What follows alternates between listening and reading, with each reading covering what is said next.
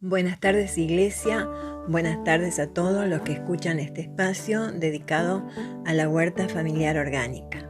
En este quinto micro vamos a continuar la charla de las aromáticas y medicinales. Recordemos que la variedad de plantas que constituyen la biodiversidad son importantes en la huerta familiar orgánica porque nos proveen de una mayor variedad de nutrientes disponibles para nuestra dieta, como así también las otras funciones que tienen es controlar en forma amigable con el medio ambiente las plagas y las enfermedades, digamos que totalmente amigable.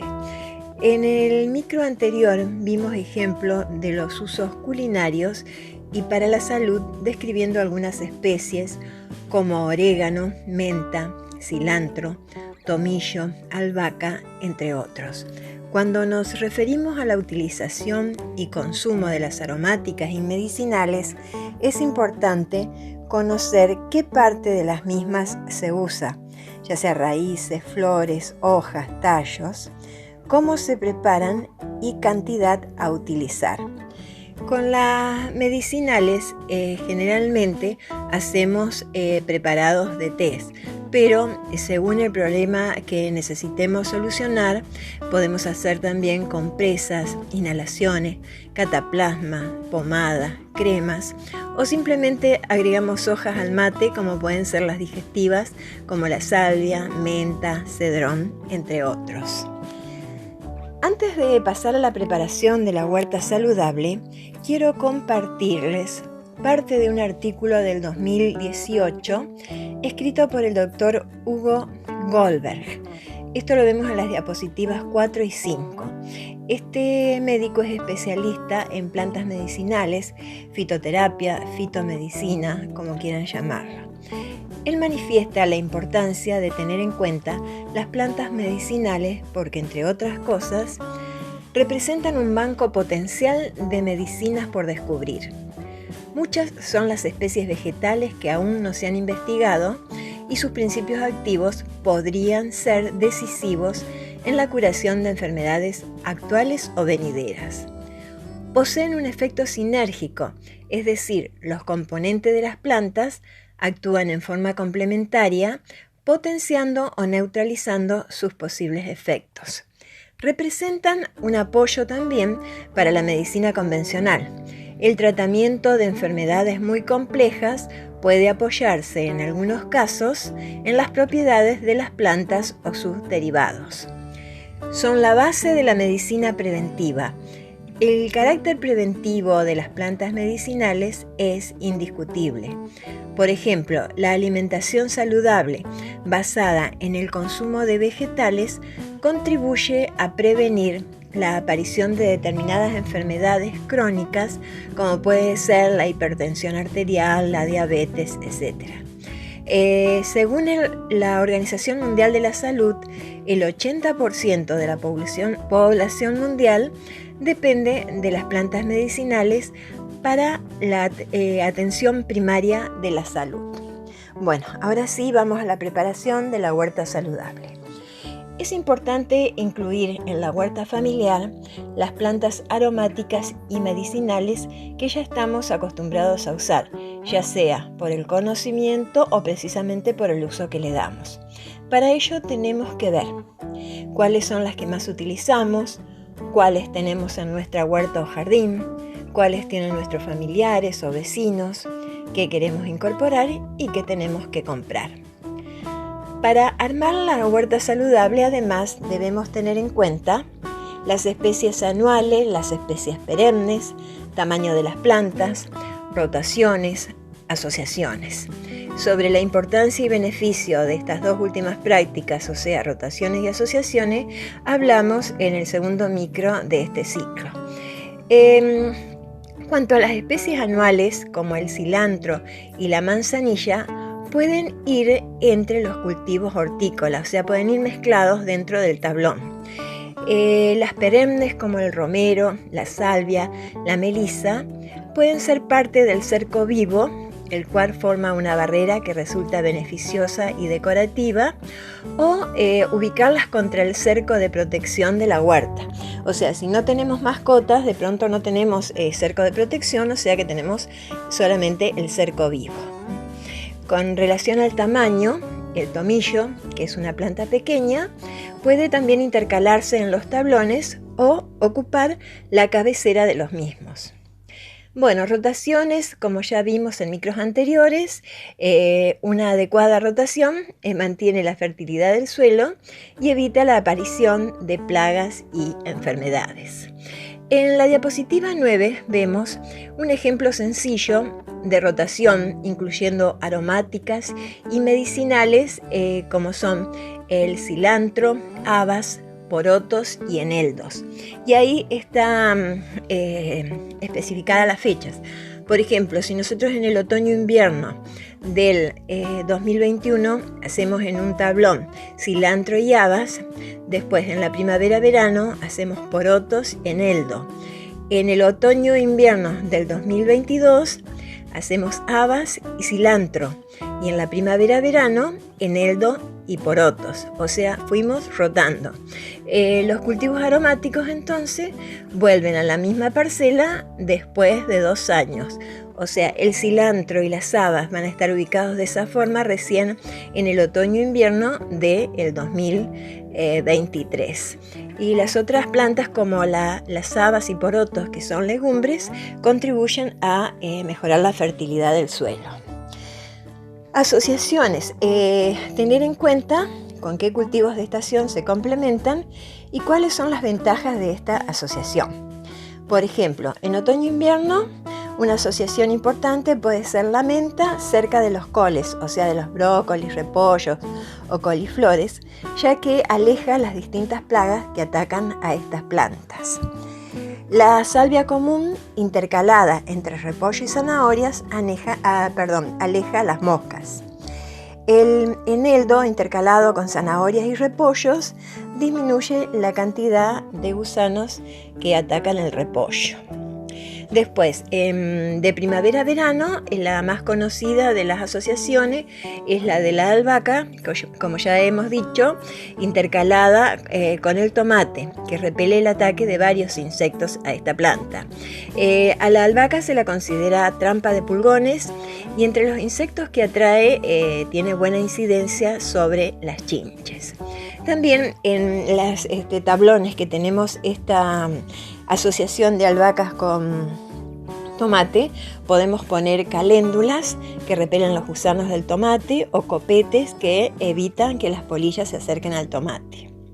Ahora vamos a hablar del cultivo de las aromáticas.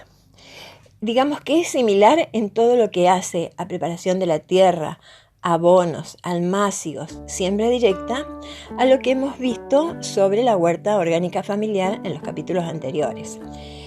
En el caso de las semillas muy pequeñas es conveniente sembrarlas en almácigo, como lo es la del tomillo. Cuando sembramos en directa, o sea, semillas más grandes o que toleran mejor la siembra directa, si estas plantas están muy juntas, hacemos una tarea de la cual hemos hablado, que está dentro del manejo orgánico de la huerta, que es el raleo. Así le facilitamos a las plantas que quedan el desarrollo normal de las mismas.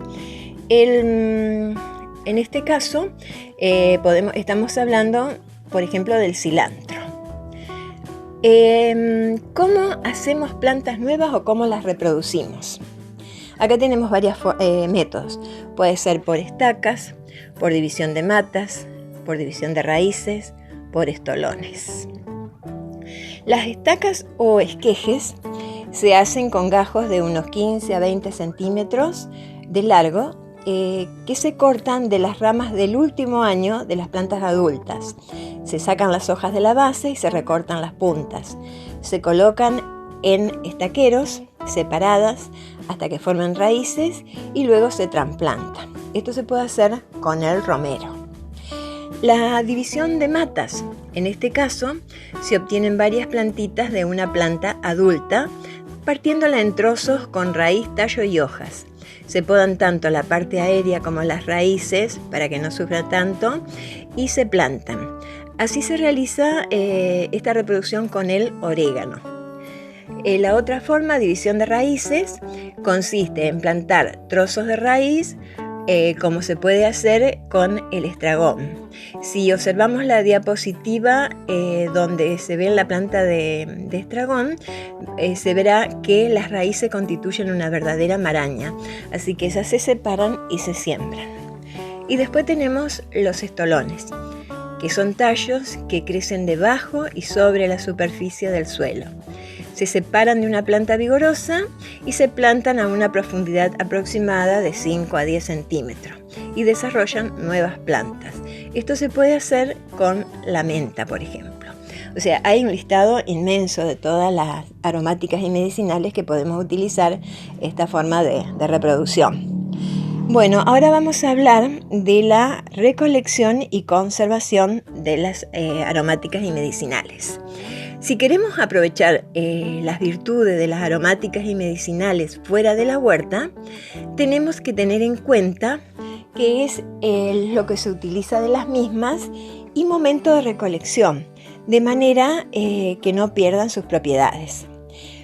¿Cuándo es más oportuna la recolección? Si nos interesan las hojas, justo antes de que las flores estén completamente abiertas. Si nos interesan las flores, también antes de abrirse totalmente. Si son las raíces, al final del periodo de crecimiento, generalmente otoño. Y si son sus frutos, cuando están maduros o al momento de su madurez. Para la recolección de estas plantas debemos tener en cuenta algunos detalles. Por ejemplo, no se debe recolectar plantas enfermas. Si recolectamos plantas silvestres, hay que identificar bien a la planta y qué parte de ella se usa. El lugar no debe estar cerca de un basural ni a los costados de una calle muy transitada o de una avenida, porque van a estar contaminadas por todo lo que vuela en esa zona. Si se recolectan en el campo, preguntar por las fumigaciones o pulverizaciones recientes, ya que todos los pesticidas usados en esos casos son venenos, muchos mantienen el poder residual y se corre el riesgo de intoxicarse. Para trabajar en esta recolección, elegir los días claros y soleados. Cambiar cada año el lugar de recolección. No recoger todos los ejemplares de una especie en un solo lugar.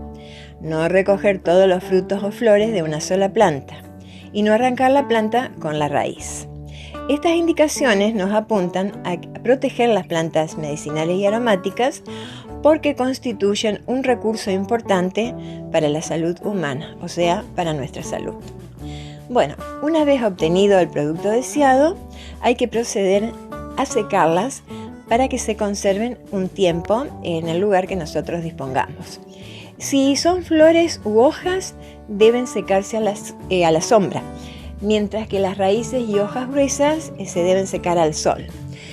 Para este proceso se recomiendan atarlas en ramilletes a una soga o colocarlas sobre dispositivos enrejados de malla metálica o tela en lugares que sean secos y ventilados y remover las partes para que el secado se haga en forma pareja. El lugar debe estar a salvo de insectos y polvo y la planta debe conservar un porcentaje mínimo de su humedad. Una vez logrado el secado, para su conservación las guardamos en frascos con tapas herméticas o también en bolsitas de papel. Las colocamos en lugares frescos, secos y oscuros.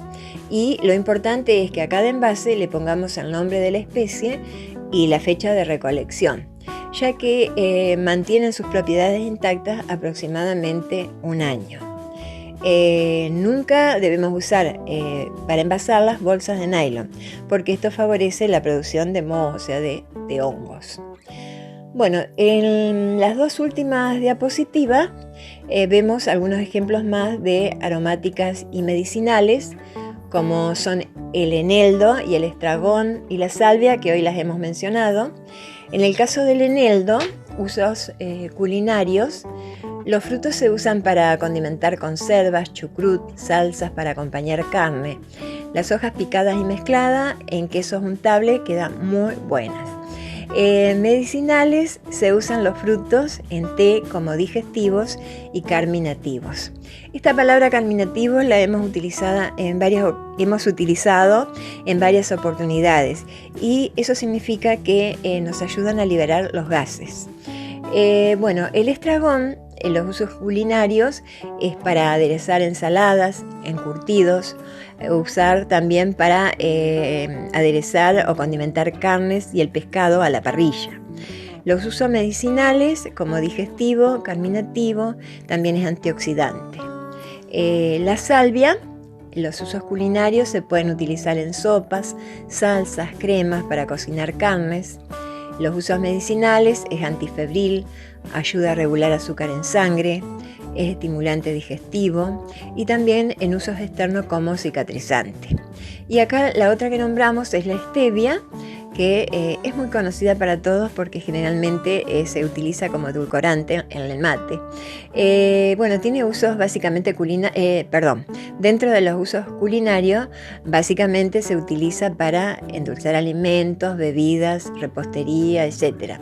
Y los usos medicinales pueden ser inmunoestimulante, antioxidante, antiséptico, desintoxicante, diurético, antiácido. Bueno, entonces hasta acá tratamos el quinto micro.